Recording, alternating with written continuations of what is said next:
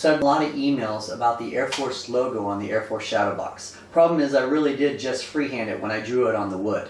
Then I went back with a ruler to make sure it was all even and balanced. If you look closely, it's not elongated like the real logo is.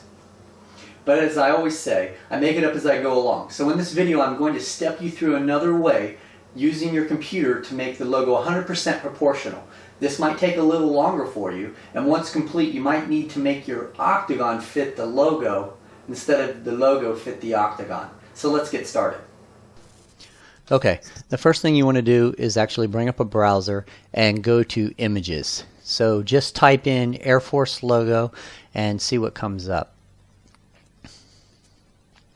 Alright, so what you're looking for is a nice thick lined logo with a lot of white. So I chose this one. It's got some good lines to it and there's more white than anything else. But because it actually said Airforce around it, I'm going to go ahead and take it into Photoshop, and you want to make the edges as close to the edge of the paper as possible. So what I'm going to do is, the first thing I'm going to do is crop it. I'm going to crop it all the way to the end point of the bottom of the logo, and then I'm going to find a eraser tool, and I'm going to erase the rest of the letters so I don't waste any more ink than I have to. So then I just save that to the desktop, and we'll be working with that image as soon as we download the next portion. Alright, so the next thing to do is, I guess, go back to your browser. This time you're not going to be in Images, just in a regular Google search, and type in Rasterbator 1.21 if it doesn't already pop up. And then what you want to look for is the soft link.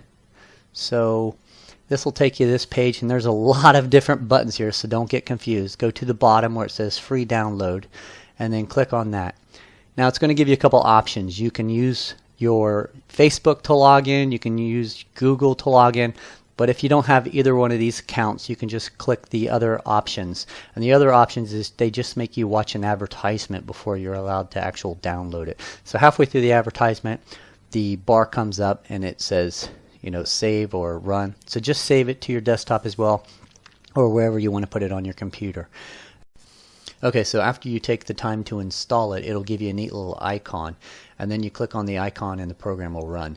And of course you just want to choose your language first, and then it's going to ask you to bring in the image. So you just navigate to your desktop because that's where we stored it. We're going to click on the Airforce logo and we're going to accept that. So the next page, it's going to give you some matrix.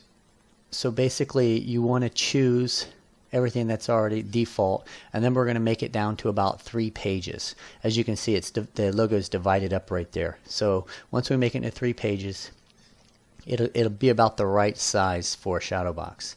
And then of course it's going to say 10 your dot size. You're going to make sure it's in black. We don't need to waste any ink for the printer. And we're going to hit Rasterbate. So at this point, it go ahead and makes a PDF for you. So you can now close the program out and you can open up your document. So you can check out all the pages. As you can see, it took all of 6 pages to make this logo, and you're just going to now print them out.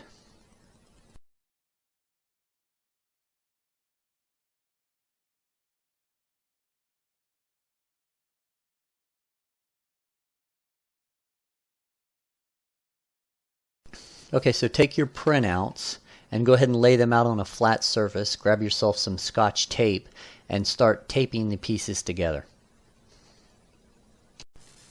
Now take an X-Acto knife and a straight edge, and what you want to do is cut out just one side of the logo. And then you're going to fold the logo in half and draw lines from the other side to make sure that they're exactly even when you cut out the other side. And now at this point we just take the logo that's cut out and we're going to fit some boards under it to make sure we have a piece that fits the logo properly. And usually I just say, hey, revert to the old video because nothing's changed here. But we're going to do it a little bit different this time. Last time I did this, I actually, after cutting it, I could see some of my biscuit joints were actually showing on the edge of the logo. So what we're going to do here a little bit different is this time we're going to ensure all biscuits are inside the lines. Take a few small pieces of tape and tape down your logo into position, make sure it doesn't move. And then where all the boards join each other, what you want to do is you want to make a mark across both boards, showing the edges of your Airforce logo. This way, when we take them back apart, you'll know when you're putting in your biscuit joints that they cannot go over these lines or the biscuits will actually show. From here, as long as you stay within your marks, you can just create lines across the joints. And then what I did here is circle them and put a B above them. So as you can see here, all of my circles with the B for biscuit will be clearly inside the logo's parameters. That way none of them will show on the edges when I start cutting the box out or the logo out.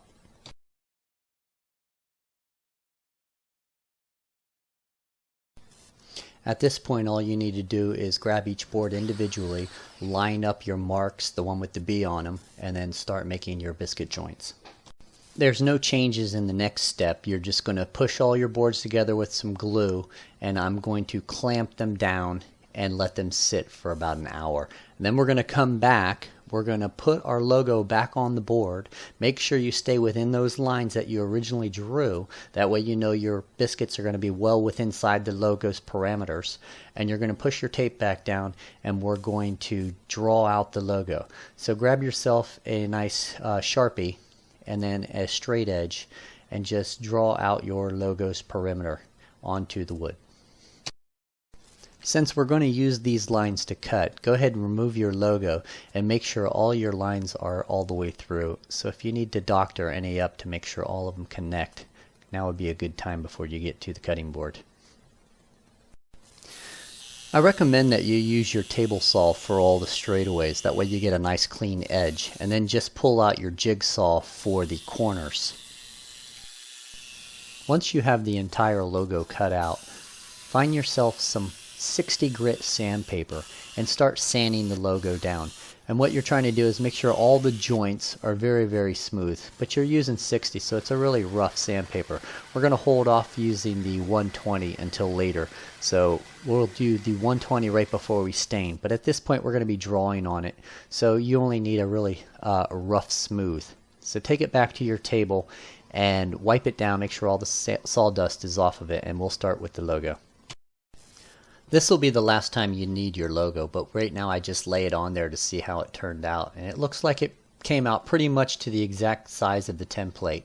So from here you can just throw it away. We won't be using that anymore. I grabbed a piece of scrap wood and I cut the width of it to exactly a ½ an inch. And the reason I did this is because I'm going to use this as a guide for the entire logo. You can use a ruler and make all your marks with it, but that will just take a lot more time. So if you actually have this and use it as a guide, you'll see how much more quick you can do the perimeter of the box. So the first thing I do is just, as I hold it flush with the edge, I make my lines all the way across in each direction. Just holding it flush with the edge of the logo and then drawing my lines all the way around. As you can see on the spots on the lower part of the wing, I took my line all the way across to the other side of the board. That's going to help you draw out your star. So go ahead and make your lines all the way across as you draw each bottom wing.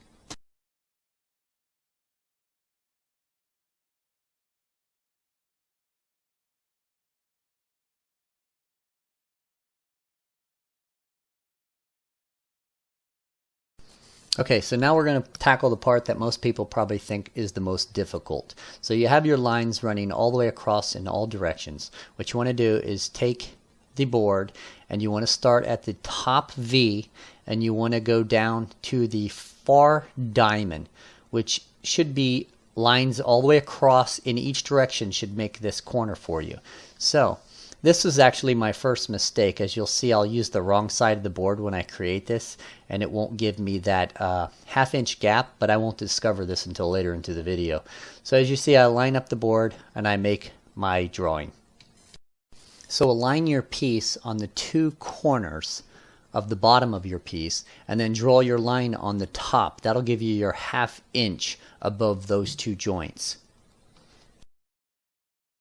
So now you want to get your stripes for your wing. And what I did is I just measured between the two lines, which I come up to 3.5 inches. So divide that in half, which gives me 1 3/4. So mark that on each end so you can draw a straight line across, and that'll be the center. So that's not going to be your line, but it will be the center of your line. And then you can just go back and use your cheater stick and draw on either side of that once you have it aligned. So finishing out the top of the logo, I realized I didn't have one of my lines go all the way through the top. So what I'm going to do is I'm going to continue that line out, and then I'm going to use the cheater stick to make the rest of the logo. So that's just a quick 2 lines to finish the logo out.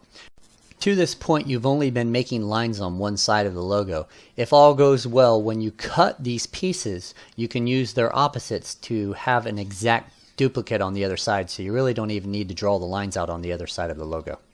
Everything up to this point has been in oak. This time I grab a piece of mahogany, a 3-inch wide piece, and I make sure that all the pieces that I'm going to cut it for are at least wide enough and will fit in that. If not, I go for a larger board.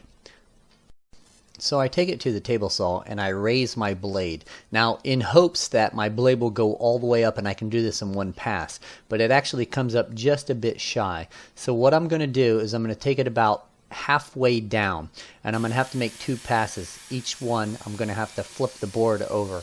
So I make my first run, and then I flip the board over and cut the second run. I eyeballed this to get the width, but anything under 2/8 of an inch will work fine. I think that's right about what I have mine at. I didn't really measure it.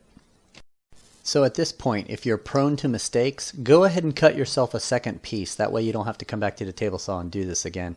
So you'll have more wood to work with. If there's any variation from your cuts, just go ahead and take them to the sanding table real quick and sand them out. So now you're going to start cutting your pieces out. So just line them up on the lines that you have. Take a flat edge or a ruler and draw your line all the way across like you were drawing them directly onto the board. And I'm going to cut out my first piece. Everything's going to be used in the table saw here. I'm not actually going to use a miter saw because pieces are too small at points, and I'd rather not be holding them just with one hand. I'd rather use 2 hands when I cut these. So I take it back to my logo, and I haven't noticed yet that I actually cut the wrong line, so I'm going to actually have to cut this piece again. So I'm still continuing on because I'm oblivious to my mistake, and I'm going to cut the rest of the diamond out here. Now that the piece is smaller, I place it onto the logo and I realize my goof. So here real quick, I'm just going to correct it and line up the last line and cut my piece smaller. Okay, so now instead of taking the time to draw out those lines again on the other side, you can just take that piece, lay it on your strip, and trace out the exact perimeter of that and take it directly to the table saw and cut it. And remember, these pieces will be flipped over, so you might want to look at the grain side before you actually choose which side you're going to cut. So once I have all my pieces cut, the opposite sides of each and my little diamond below, I go ahead and lay them out. While looking at how I was progressing, this is where I realized the mistake that I pointed out earlier too in this video.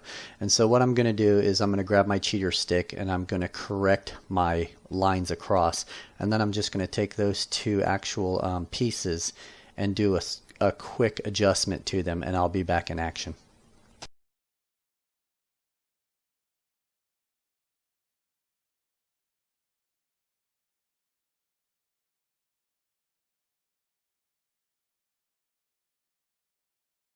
So correcting those 2 pieces, I draw my quick line, take those 2 pieces to the table saw, and as you can see, my correction is looking good now.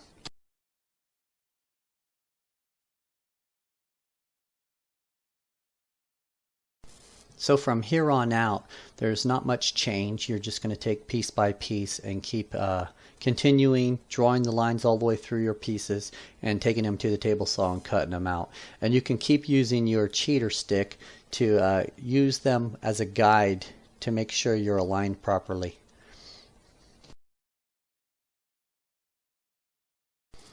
So the step for the last piece is you're going to go ahead and put all your pieces together so they look good. Use your cheater stick and then find a corresponding hole saw to cut out your last piece.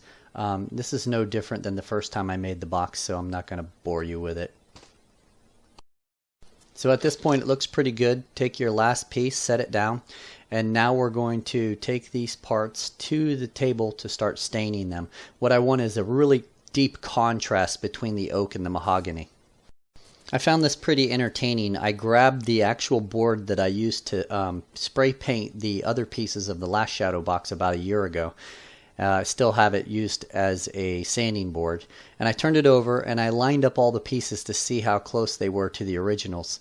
Remember, the originals were made by hand, so I drew the whole thing by hand and then just sharpened them up with a ruler. But as you can see, some of these were pretty darn close to the actual logo that we've made today. So real quick, before we start staining, you just want to take every piece and make sure you get a real fine sanding job to it. Here I'm going to use 120. Then I'm going to grab some honey gloss. This is probably the darkest stain I have, and I'm going to stain the pieces individually, and make sure you get the sides because the sides will be showing since they're raised, and just stain all the pieces.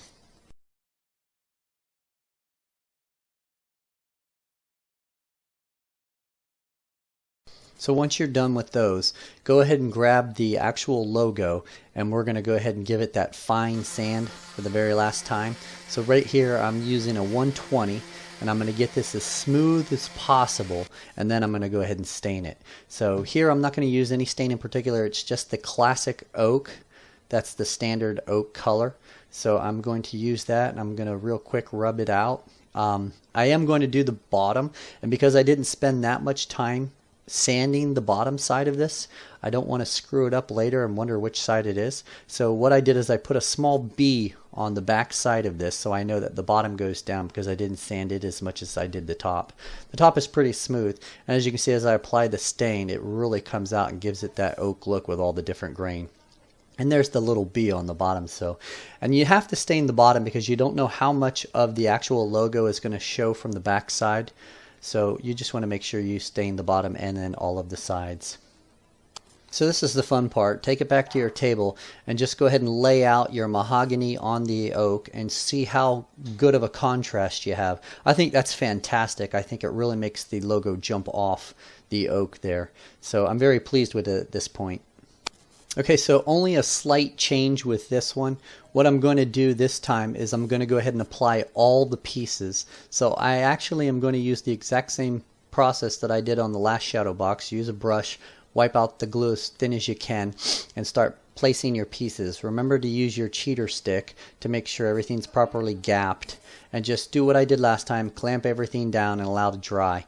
The reason why I'm showing this is because last time we actually held a few pieces back because we were going to screw it into the faceplate of the shadow box. This time I'm going to glue the entire logo onto the shadow box. The first shadow box came out great, but to my personal preference I thought it was a bit too deep. The reason for the depth was so it could accommodate a 4x6 flag. This one I don't intend to use a full flag, and this will allow me to go super thin. So the overall depth of this box will be a little more than an inch deep, just enough for whatever they intend to put in it. So if you want to see me put together the rest of this box, click the link below and see what a difference this logo made in the overall appearance. Here.